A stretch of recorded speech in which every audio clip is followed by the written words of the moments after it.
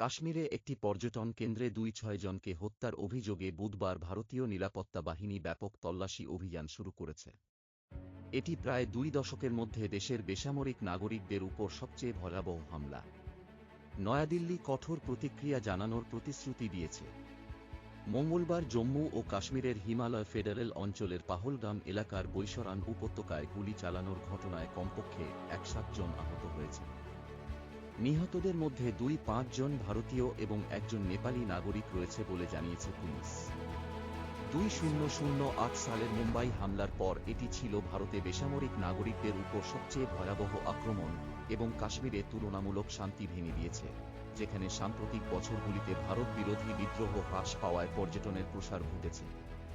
এই আক্রমণকে প্রধানমন্ত্রী নরেন্দ্র মোদী এবং তার হিন্দু জাতীয়তাবাদী ভারতীয় জনতা পার্টি জম্মু ও কাশ্মীরের আধা স্বায়ত্তশাসিত মর্যাদা বাতিল এবং দীর্ঘকাল ধরে সমস্যাগ্রস্ত মুসলিম সংখ্যাগরিষ্ঠ অঞ্চলে শান্তি ও উন্নয়ন আনার ক্ষেত্রে একটি বড় সাফল্য হিসাবে যা অনুমান করেছে তার প্রতি একটি ধাক্কা হিসাবে দেখা হচ্ছে।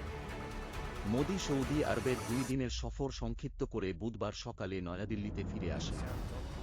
অর্থমন্ত্রী নির্মলা সীতারমণও এই কঠিন ও দুঃখজনক সময়ে আমাদের জনগণের পাশে থাকার জন্য মার্কিন যুক্তরাষ্ট্র এবং পেরুর সফর সংক্ষিপ্ত করে আসছেন, তার মন্ত্রণালয় জানিয়েছে।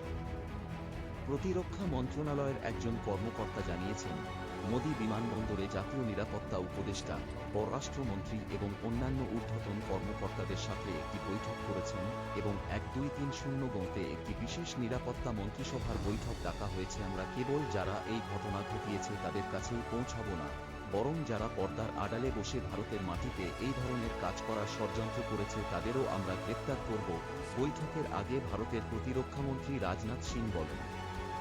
শীঘ্রই একটি জোরালো এবং স্পষ্ট প্রতিক্রিয়া জানানো হবে, তিনি একজন প্রাক্তন ভারতীয় বিমান বাহিনী প্রধানের স্মরণে আয়োজিত এক স্মারক বক্তৃতায় বলেন।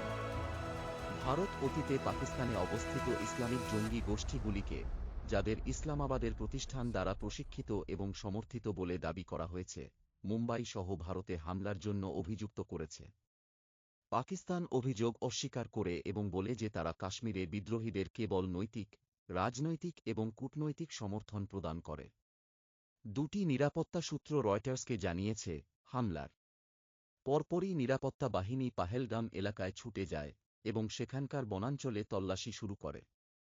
তারা আরও জানিয়েছে, অতীতে জঙ্গিদের প্রতি সহানুভূতিশীল বলে সন্দেহ করা প্রায় ১০০ জনকে থানায় ডেকে জিজ্ঞাসাবাদ করা হয়েছিল। পুলিশ ৪ সন্দেহভাজন হামলাকারীর মধ্যে ৩ জনের স্কেচও প্রকাশ করেছে, যারা ঐতিহ্যবাহী লম্বা শার্ট এবং ঢিলেঢালা প্যান্ট পরেছিল এবং তাদের মধ্যে একজনের শরীরে একটি বডি ক্যাম ছিল, একটি নিরাপত্তা সূত্র জানিয়েছে।